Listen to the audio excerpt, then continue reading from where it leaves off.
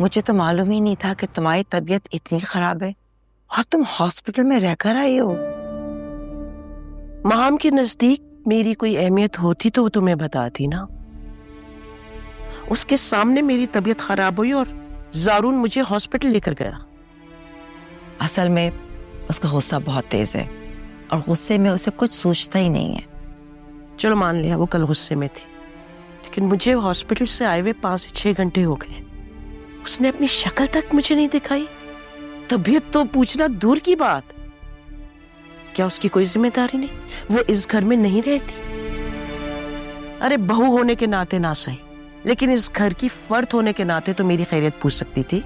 असल में तुमने भी तो ऐसी बात कह दी उससे। मैंने ऐसा क्या कह दिया?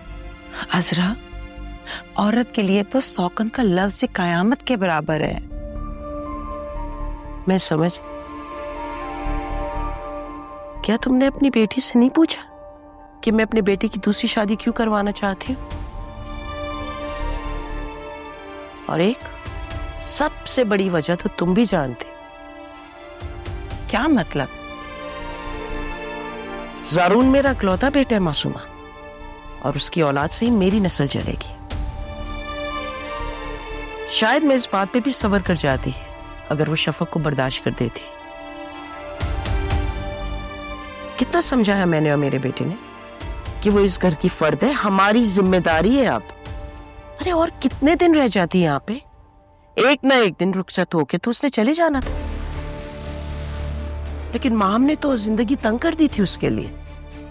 उसे घर से निकालने की कोशिश की, लेकिन अब मेरी बर्दाश्त की इंतहा हो गई है।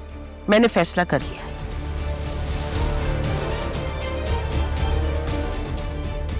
और मेरे फैसले को अब कोई नहीं बदल सकता।